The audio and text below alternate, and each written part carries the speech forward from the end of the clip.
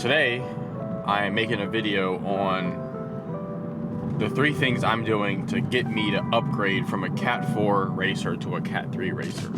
And if you know anything about cycling, there is a significant fitness difference from Cat 4s to Cat 3s.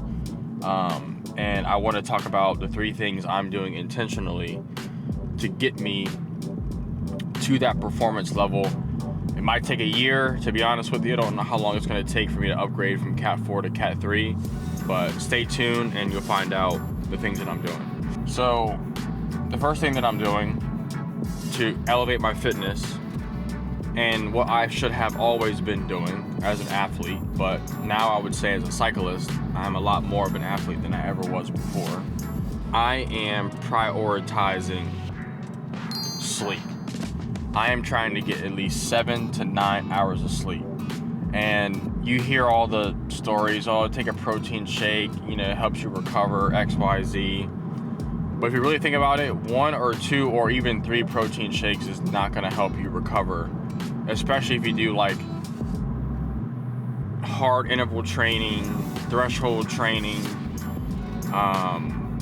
just hard efforts. It's not gonna help you recover as fast as you would expect your body to, so sleep has been huge. And even when I first started cycling in the beginning, I was getting 5.5 hours of sleep, maybe at the best.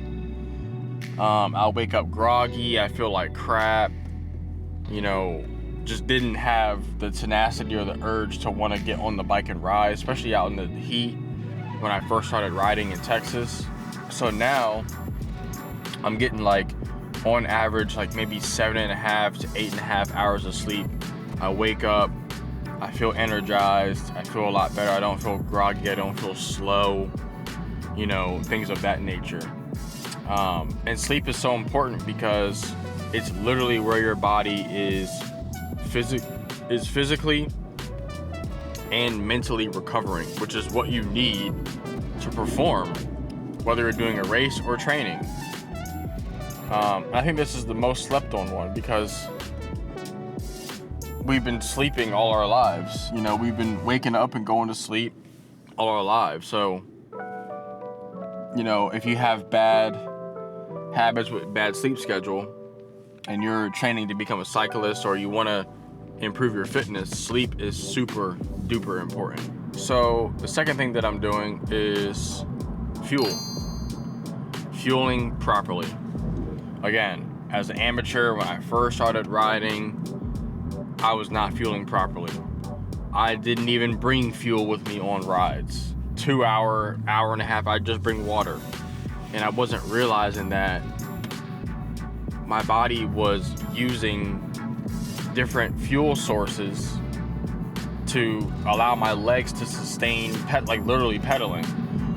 It's converting, sugar or fat, lactate into energy to allow my legs to continue to move. And looking back on it, the fact that I was not fueling, I was hindering my performance. So now, during rides, I try to bring a certain number of carbs. Now this is up for interpretation, but there's some gold standards here.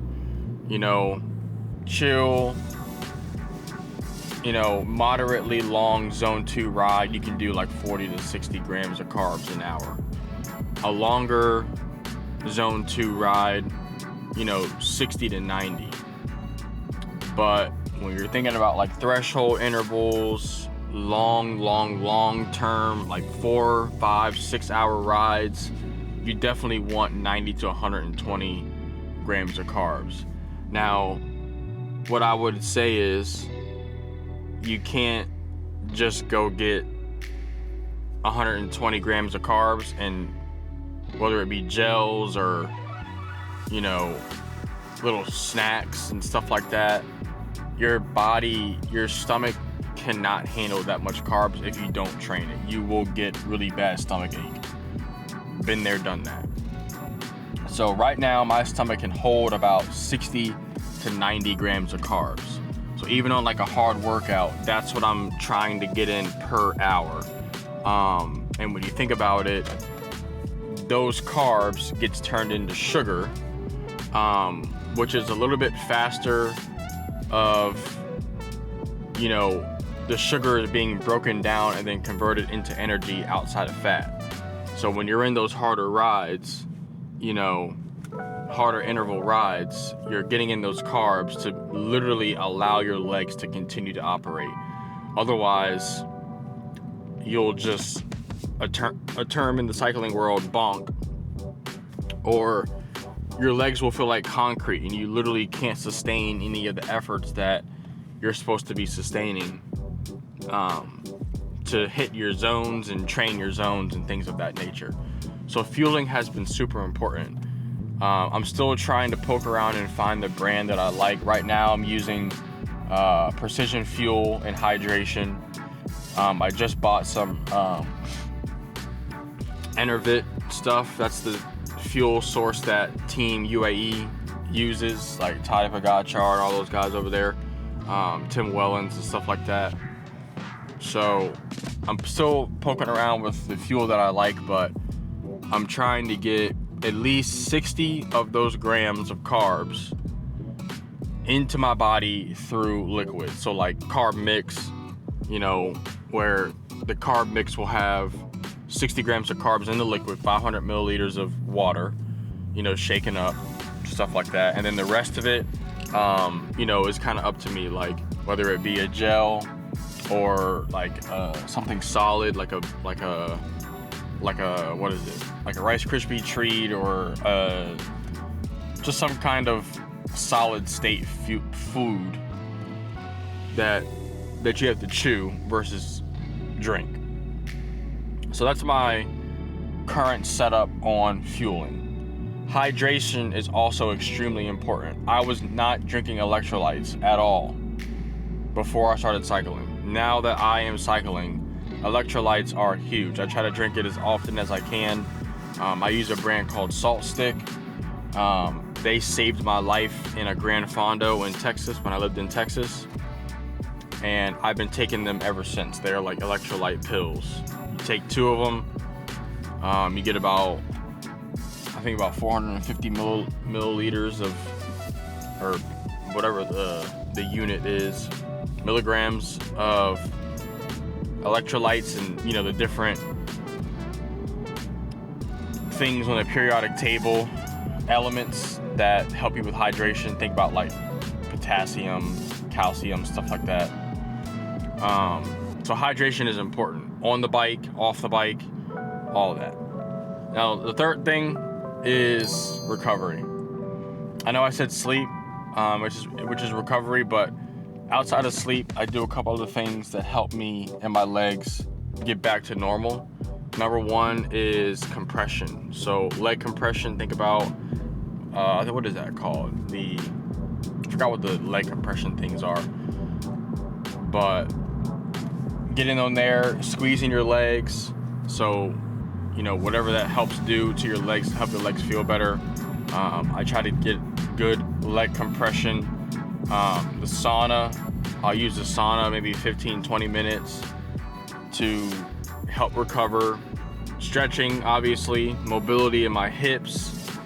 My IT bands are super important.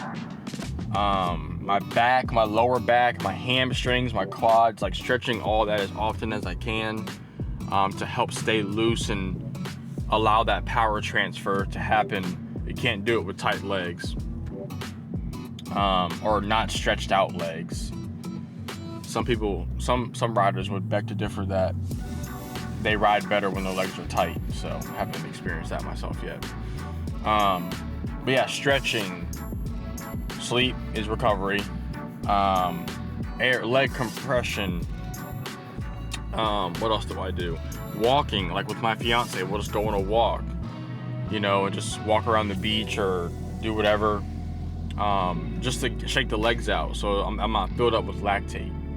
So those are some of the things that I do for recovery that I think is gonna help me improve my performance. And it's all about being intentional too. Like, I'm gonna stretch today because I know if I don't stretch, this is gonna do X, Y, Z to my legs, which won't help me perform to my best. And even if like I'm getting prescribed to do a certain zone and I'm not recovered right, I won't be able to put out the same power that I normally put out when I'm fresh. So that is impacting my performance and my training, which I'm trying to stay ahead of. So those are 3 things that I do now that I think is going to help me migrate from Cat 4 to Cat 5.